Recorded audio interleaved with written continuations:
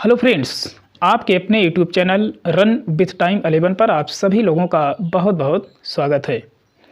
दोस्तों, सफ़र वो नहीं जो सफ़र किया करते हैं, सफ़र वो है जो ज़िंदगी से लड़ा करते हैं। इस नूतन वर्ष के शुभ अवसर पर आप सभी लोगों को हमारी तरफ से हार्दिक बधाई।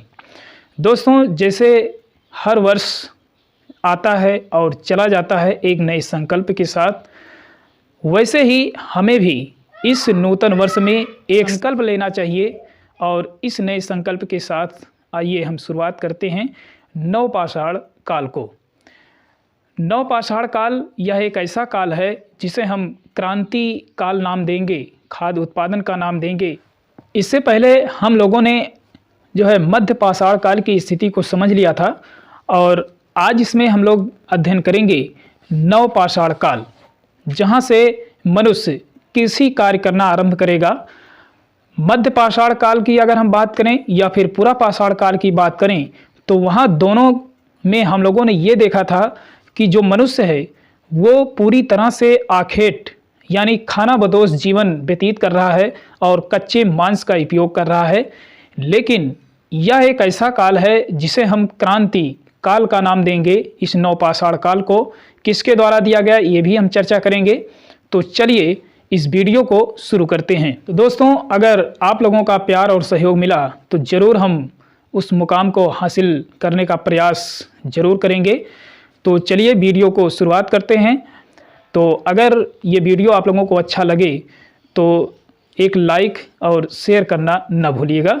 चलिए वीडियो को स्टार्ट करते हैं और चलते हैं अपने नवपाषाढ़ काल की स्थिति की तरफ और जानेंगे आज इस वीडियो में कि नवपाषाढ़ काल या नियोलिथिक जो एज है उसको आखिर नाम कैसे पड़ा और यह कैसा काल रहा है मानव के जीवन के संबंध में, और मानव जीवन को यह काल जो यह समय है किस रूप में प्रभावित करता है, इस बारे में भी हम लोग जानने का प्रयास करेंगे। चलिए बात करते हैं नवपाषाढ़ काल, जिसे हम इंग्लिश में नियोलिथिक एज के नाम से जानते हैं। इस शब्द का प्रयोग सर जॉन लुबाक ने अपनी पुस्तक प्री हिस्टोरिका टाइम में किया है। याद रखिएगा, नियोलिथिक जो शब्द है उसका प्रयोग सर जॉन लुबाक ने अपनी पुस्तक प्री हिस्टोरिका में किया है। ये जो है पॉइंट आप याद रखिएगा, काफ़ी बार एग्जाम में आ चुका है। अगली बात करते हैं गार्डन चाइल्ड महोदय जी की। इन्होंने क्या कहा, ये एक इतिहासकार हैं। इन्होंने नवपाषाढ़ काल को परिवर्तन का काल कहा है या परिवर्तन काल से संबोधित किया है या क्रांतिकारी काल के नाम से इसे जो है संबोधित किया है। किसे? इस नवपाषाढ़ काल को। चूंकि ये बहुत ही कम समय में इतना बड़ा परिवर्तन किया है यह काल, इसीलिए गार्डन चाइल्ड महोदय जी ने इस काल को जो है कहा है कि यह परिवर्तन का काल है। यह एक कैसा काल है? क्रांतिकारी का काल है। देखिए, अगर कम समय में जब कोई परिवर्तन होता है, अचूक परिवर्तन, तो उसे हम एक क्रांतिकारी नाम देते हैं। जैसे आप आधुनिक भारत के इतिहास में जब आप 1857 की क्रांति को पढ़ेंगे तो वहाँ क्रांति शब्द आपको मिलेगा। वो भी अचानक घटित हुआ था और बहुत ही थोड़े समय में पूरा एक उग्र रूप धारण कर लेता है 1857 की क्रांति। वैसे ही यह जो क्रांति है यानी जो नवपाषाढ़ काल है, जो नियोलिथिक एज है, ये बहुत ही कम समय में यानी बहुत ही कम पीरियड में ये जो है बहुत बड़ा चेंजिंग लाता है, बहुत बड़ा जो है परिवर्तन लाता है। इसीलिए गार्डन चाइल्ड महोदय जी ने इस काल को परिवर्तन का काल या क्रांतिकारी का काल नाम दिया है। इसे भी आप याद रखिएगा। क्यों कहा है?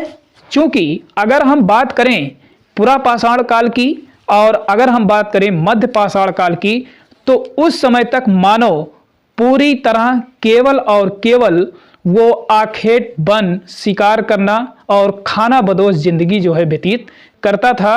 वहाँ पे मानव कच्चे मांस का प्रयोग करता था। मध्य पाषाण काल तक आते आते सिर्फ और सिर्फ उसने पशुपालन आरंभ किया था और वो भी पूरी तरह से अस्थायी नहीं था। तो यहाँ पे नवपाषाढ़ काल आते आते उसने पूरी तरह से पशुपालन करना सीख जाएगा और पूरी तरह से ये कृषि ज्ञान इसके अंतर्गत जो है इसके अंदर ये आ जाएगा और पूरी तरह से ये अस्थायित्व हो जाएगा। इसीलिए गार्डन चाइल्ड महोदय जी ने इस काल को परिवर्तन का काल या क्रांतिकारी का काल नाम दिया है।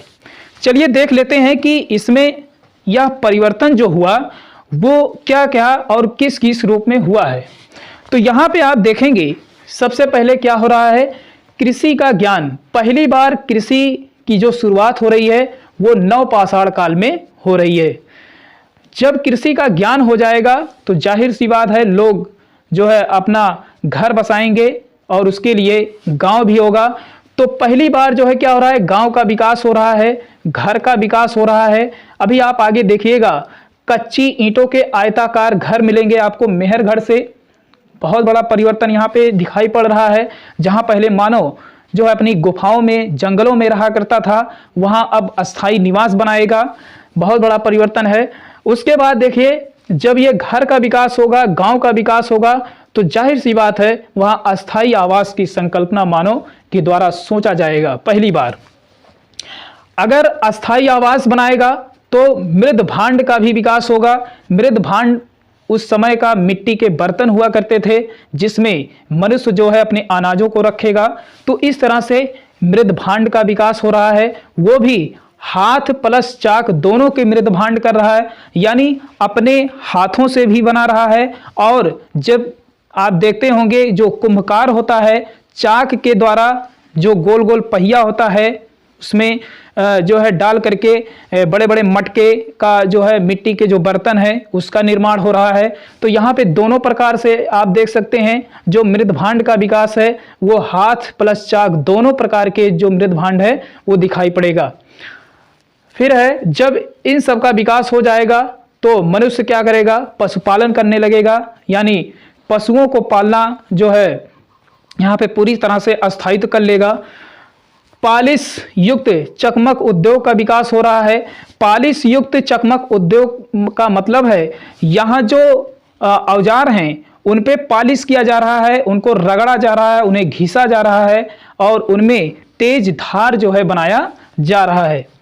इनके औजारों में परिवर्तन आ चुका है। औजारों में परिवर्तन का मतलब क्या है, यहाँ पे कुल्हाड़ी, बसुली, छेनी, आरी, खुरपी, कुदाल, हंसिया, गड़ासा आदि प्रमुख औजार का प्रयोग ये करना मनुष्य यहाँ पे जो है पूरी तरह से सीख चुका है। यानी इस पे अब धार भी बनाने लगा है मनुष्य जो है।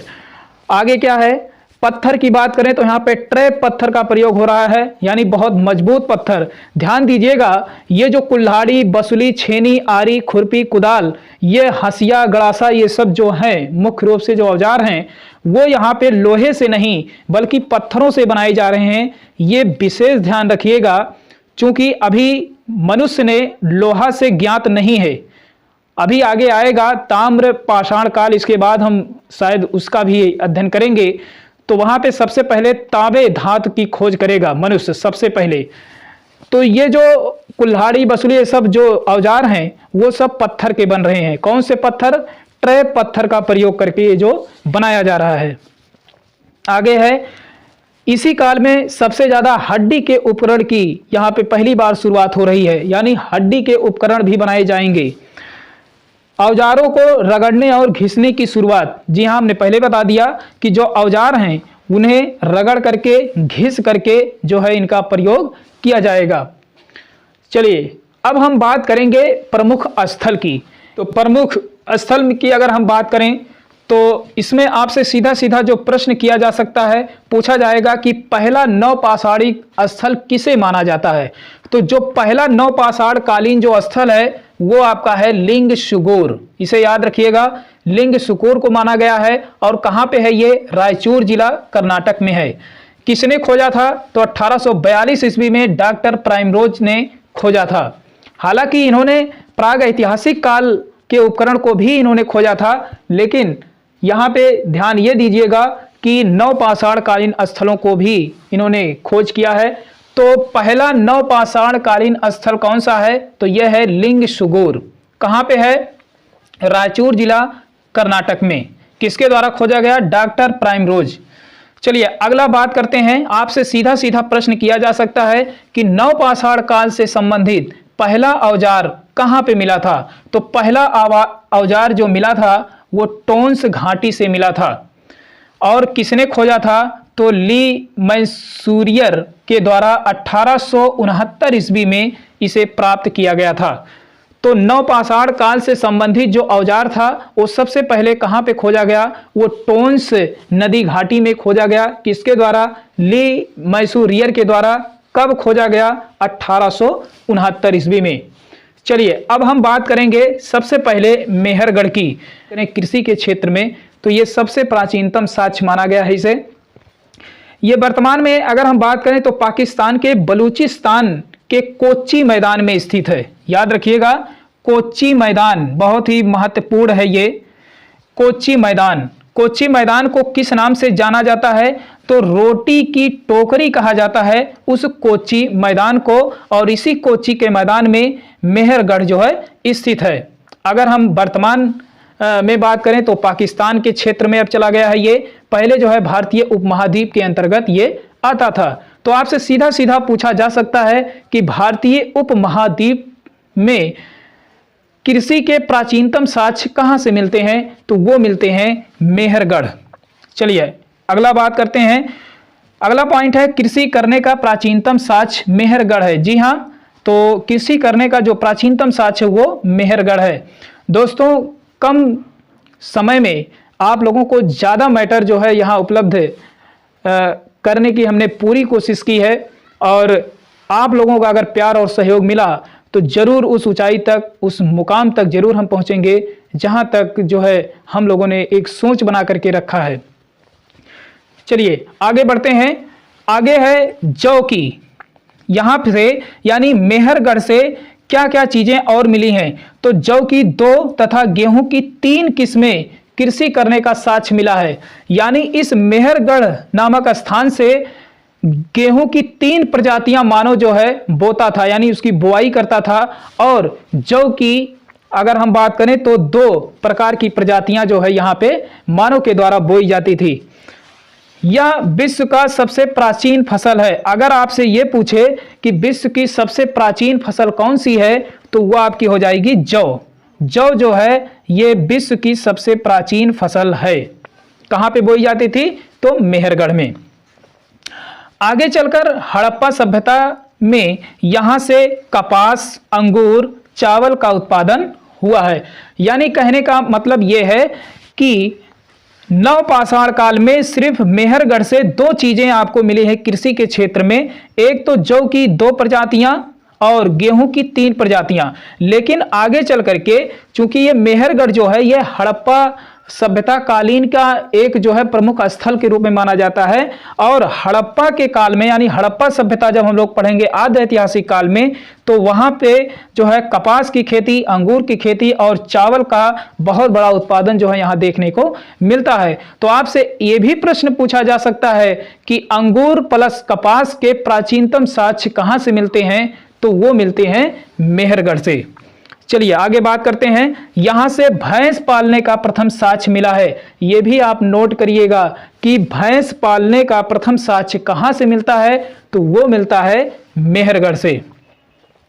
आगे है कच्चे घर प्लस मिट्टी के घर का साक्ष्य कहां से मिलता है? तो जो कच्चे घर हैं इसी को मिट्टी का घर भी कहा जाता है।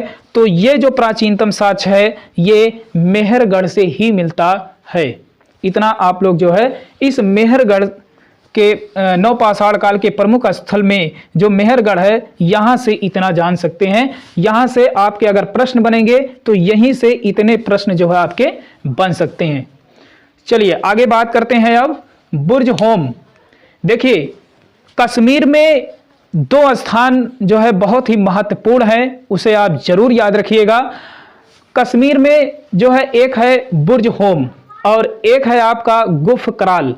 तो सबसे पहले हम बुर्ज होम की बात करेंगे और उसका शाब्दिक अर्थ, खोज सब कुछ हम लोग जानने का प्रयास करेंगे क्योंकि यहाँ से प्रश्न जो है अक्सर बनते हैं।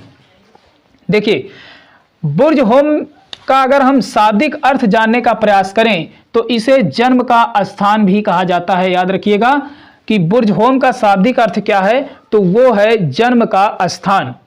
चलिए बात करते हैं इसके अर्थ की, यानी बुर्ज होम का अर्थ क्या है, तो इसका जो अर्थ है वो है भुर्ज का वृक्ष। क्योंकि यहाँ भुर्ज नामक जो वृक्ष होते थे वो काफी अधिक संख्या में पाए गए, इसीलिए बुर्ज होम को जो है बुर्ज का वृक्ष नाम से संबोधित किया गया इसके अर्थ को। खोज की अगर हम बात करें तो 1935 ईस्वी में डी टेरा पीटरसन के द्वारा सबसे पहले यहां पे नवपाषाण कालीन स्थलों के रूप में खोजा गया। बात करते हैं यहां पे एक और साक्ष्य की, तो मानव के साथ कुत्ते को दफनाए जाने का साक्ष्य प्लस गर्तावास मिले हैं। तो आपसे सीधा सीधा प्रश्न किया जा सकता है कि मानव के साथ कुत्ता दफनाए जाने का प्रथम साक्ष्य कहां से मिलता है, तो मानव के साथ कुत्ता दफनाए जाने का जो प्रथम साक्ष्य है वो बुर्ज होम से मिलता है। प्लस यहाँ पे गर्तावास का भी साक्ष्य मिला है। गर्तावास का अर्थ होता है कि जमीन के अंदर जो है गर्त यानी गड्ढे बना करके, आवास बना करके मानव जो है निवास करता था इस काल में। चूंकि जब हम पुरापाषाण काल और मध्य पाषाण काल की बात करते हैं तो मनुष्य गुफाओं में रहता था, और इस प्रकार से जब उसका अस्थायी जीवन निवास होने लगा, यानी पूरी तरह से आखेट को छोड़ करके पशुपालन कृषि करना जब ये आरंभ कर दिया, तो चूंकि उसे पूरी तरह से ज्ञान नहीं था कि हम किस प्रकार से घर बनाएं, तो ज़्यादातर ये गुफाओं में पहले रहता था। इसीलिए ये गड्ढे बना बना करके जमीन के अंदर यानी गर्तावास में रहने के लिए सबसे पहले इन्होंने ये जो है कार्य शुरू किया। इसीलिए गर्तावास का जो साक्ष्य है वो बुर्ज होम से सबसे पहले मिलता है। चलिए अब हम बात करते हैं गुफ कराल की। ये भी जो है कश्मीर में है। इसका अगर हम शाब्दिक अर्थ देखें तो इसे कुम्हार की गुफा कहा जाता है। प्लस यहाँ से क्या मिला है, गर्तावास भी मिला है, और क्या मिला है, सबसे अधिक हड्डी के उपकरण भी यहाँ से मिले हैं। आपसे पूछा जा सकता है कि सबसे अधिक हड्डी के उपकरण कहाँ से प्राप्त हुए हैं, तो वो प्राप्त हुए हैं गुफ कराल से। कहाँ पे है, कश्मीर में है। देखिए गर्तावास के जो साक्ष्य हैं वो दो जगह से मिलते हैं, एक बुर्ज होम से, एक गुफ कराल से। तो दोनों को याद रखिएगा, ऑप्शन में कोई भी एक हो तो उसे आप टिक लगा सकते हैं। चलिए बात करते हैं, बिहार में आपके 4 स्थान आपको मिलेंगे जो कि नवपाषाण कालीन स्थल के रूप में जाने जाते हैं। एक है चिराद, फिर है सेनुआर, चेचर, ताराडीह। ये आपके 4 स्थान बिहार में हैं जो कि नवपाषाण कालीन स्थल के रूप में हैं। चिराद से भी याद रखिएगा सबसे अधिक हड्डी के उपकरण मिले हैं। तो गुफ कराल से भी सबसे अधिक हड्डी, और चिराद, बिहार के चिराद नामक नवपाषाण कालीन स्थल एक है, वहां से भी सबसे अधिक हड्डी के उपकरण मिले हैं। वो कौन से हड्डी के उपकरण हैं, यहां से मृग या श्रृंग, श्रृंग को ही मृग के रूप में जाना जाता है, के छल्ले, यानी कह सकते हैं कि हिरण के सींग से निर्मित जो छल्ले यानी जो उपकरण बनते थे उन्हीं को कहा गया हिरण के सींग से निर्मित छल्ले। तो यहां से भी जो है सबसे अधिक हड्डी के उपकरण मिले हुए हैं, इसीलिए हमने चिराद को इससे जोड़ दिया है। चूंकि गुफ कराल से भी सबसे अधिक हड्डी के उपकरण है और चिराद से भी, तो ऑप्शन में आपको एक ही मिलेगा, चाहे तो गुफ कराल मिलेगा हड्डी के रूप में या फिर चिराद मिलेगा। तो दोनों में से किसी एक को आप टिक लगा सकते हैं। चलिए बात करते हैं अब उत्तर प्रदेश की, यानी उत्तर प्रदेश या भारतीय उपमहाद्वीप। चूंकि उत्तर प्रदेश जो है ये भारतीय उपमहाद्वीप के अंतर्गत आता है, और आपसे सीधा सीधा जो प्रश्न किया जाएगा वो भारतीय उपमहाद्वीप लगा करके किया जाएगा। तो सबसे पहले इसमें हम लोग देख लेते हैं, बेलन नदी घाटी से 3 स्थल मिले हैं। तो ये टोंस की सहायक नदी है बेलन नदी घाटी, और इसमें जो है 3 स्थल हैं। कौन कौन से हैं, कोलडीहवा, महगरा और चौपानी मांडो। तो इसमें देखिएगा कोलडीहवा से क्या मिला है, तो कोलडीहवा से मिला है धान या चावल के प्राचीनतम साक्ष्य। तो सीधा सीधा आपसे प्रश्न किया जा सकता है कि भारतीय उपमहाद्वीप में जो है बेलन नदी घाटी से कौन सा वो स्थल है जहां से चावल के या धान के प्राचीनतम साक्ष्य मिले हैं, तो वो है आपका कोलडीहवा। दूसरा है महगरा, महगरा में गौशाला के प्लस चावल के प्राचीनतम साक्ष्य मिले हुए हैं। अगर ऑप्शन में कोलडीहवा नहीं देता है तो भारतीय उपमहाद्वीप में अगर ये पूछ ले कि बेलन नदी घाटी से कौन सा वो स्थल है जहां से चावल के प्राचीनतम साक्ष्य हैं? तो वो है आपका महगरा, चूंकि इसमें भी चावल के प्राचीनतम साक्ष्य हैं। लेकिन ध्यान ये देना, अगर कोल्डिहवा है तो पहले आप कोल्डिहवा को ही टिक करेंगे, चूंकि महागरा से भी चावल के साक्ष्य प्राचीनतम के रूप में मिले हुए हैं।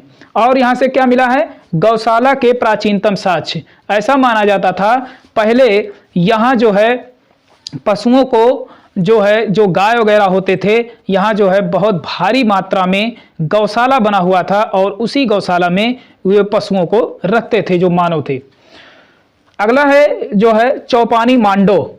चौपानी मांडो यह एक ऐसा स्थल है जहां पे आप देखेंगे कि चाक प्लस हाथ दोनों से निर्मित मृद भांड का प्राचीनतम साक्ष्य, यानी पूरे विश्व में सबसे प्राचीनतम साक्ष्य अगर मृद भांड का कहीं मिला है तो वो है आपका चौपानी मांडो। तो आपसे पूछा जा सकता है कि भारतीय उपमहाद्वीप में मृद भांड के यानी मिट्टी के बर्तन बनाने की जो कला थी वो कहाँ पे है उसका साक्ष्य? तो वो है आपका चौपानी मांडो।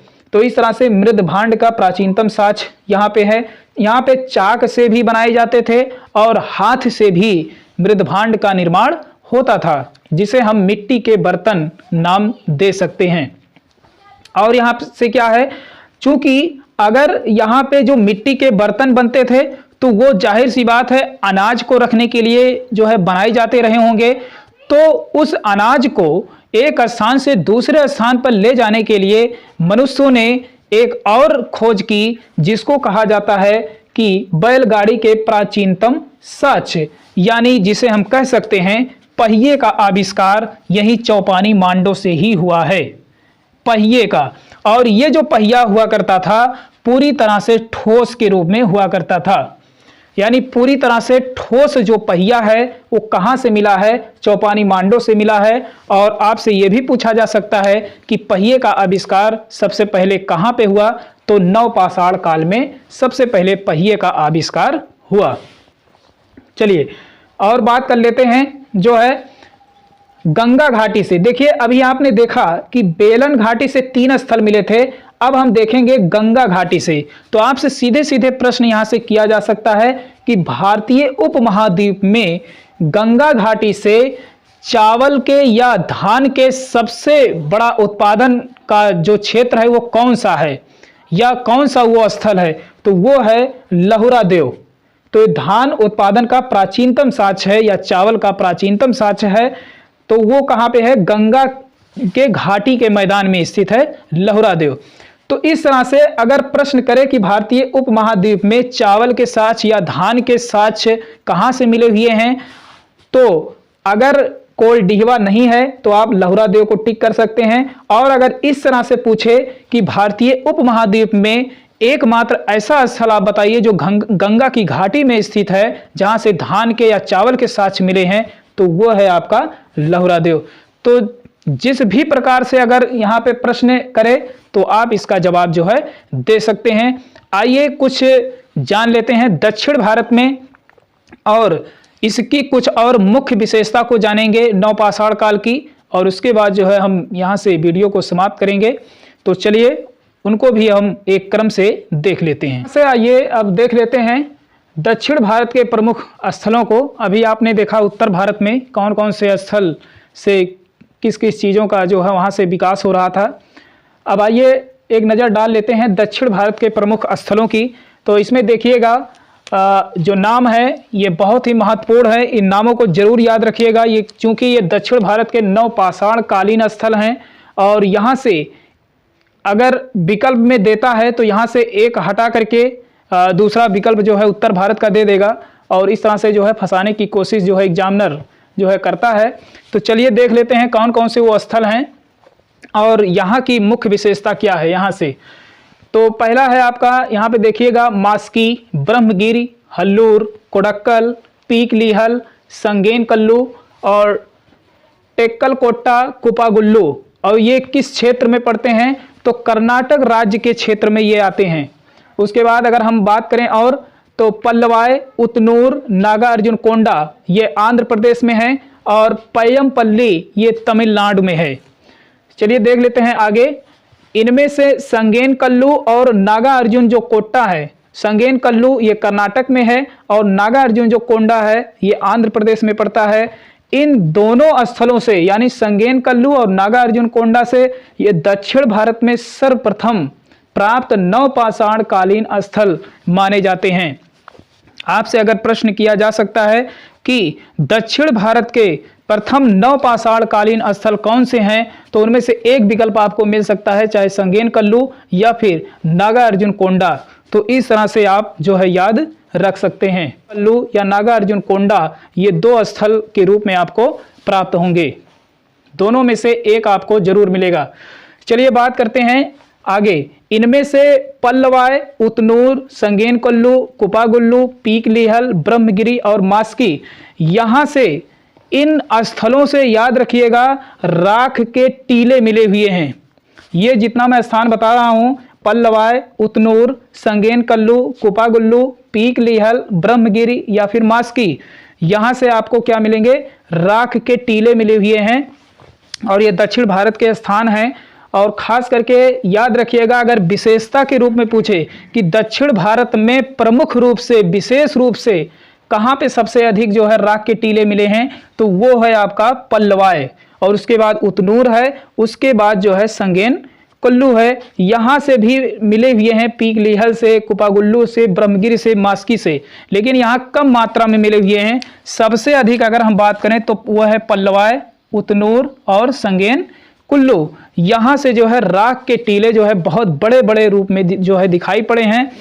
राख के टीले ये होता क्या था, पहले जो मानव थे जब ये पशुपालन जो है करते थे तो ये गोबर की जो ढेर होती थी उसको बहुत अधिक मात्रा में लगाते थे। गोबर की जो ढेर होती थी इसे एक ढू की तरह लगा देते थे और उस ढू में जो है आग लगा दिया जाता था, जिसे आज वहाँ बहुत बड़े बड़े राख के टीले दिखाई पड़ते हैं इन स्थानों से। तो आपसे सीधा प्रश्न पूछा जा सकता है कि प्रमुख रूप से राख के टीले कहाँ हैं, तो आप इन तीनों का नाम जाने रहिएगा। इनमें से अगर सबसे प्रमुख है तो वो है आपका पल्लवाय। चलिए आगे बात करते हैं। दक्षिण भारत में प्राप्त पहली फसल कौन सी है, तो आपसे अगर पूछे कि दक्षिण भारत में प्राप्त पहली फसल तो वो रागी हो जाएगी और दूसरी फसल की अगर बात करेगी तो वो कुल्थी हो जाएगी। अगर ये पूछे कि नवपाषाण कालीन स्थल में से कौन सा वो स्थल है जहाँ से कृषि के प्राचीनतम साक्ष्य मिलते हैं, तो आपका मेहरगढ़ हो जाएगा और वहाँ से जो है कृषि का जो है बहुत ही प्राचीनतम साक्ष्य और जौ की जो खेती थी वो सबसे पुरानी मानी जाती है। ये भी याद रखिएगा, जो जौ की खेती है वो विश्व में सबसे प्राचीन की खेती है। चलिए आगे बढ़ते हैं। अग्नि के प्रयोग से पूरी तरह से परिचित होकर मानव अग्नि का उपयोग किया, यानी नवपाषाण काल में मानव पूरी तरह से अग्नि से परिचित हो गया और अग्नि का उपयोग करना शुरू कर दिया। हमने बताया था कि जो पूरा पाषाण काल था वहाँ पे अग्नि की खोज हुई थी और मध्य पाषाण काल आते आते वहाँ पे धीरे धीरे मनुष्य जो है अग्नि को जो है अपने जीवन में उसका जो है प्रयोग करना सीख रहा था। लेकिन नवपाषाण काल आते आते पूरी तरह से मानव क्या कर रहा है, यहाँ अग्नि से परिचित हो गया, यहाँ कृषि से पूरी तरह से परिचित हो गया, यहाँ पूरी तरह से मानव अस्थायी जीवन जो है निर्वाह करने लगा, यानी सब कुछ बदल गया। इसीलिए जो है इस काल को परिवर्तन का काल या इसे जो है क्रांति काल नाम जो है संबोधित किया जाता है। चलिए आगे बात करते हैं।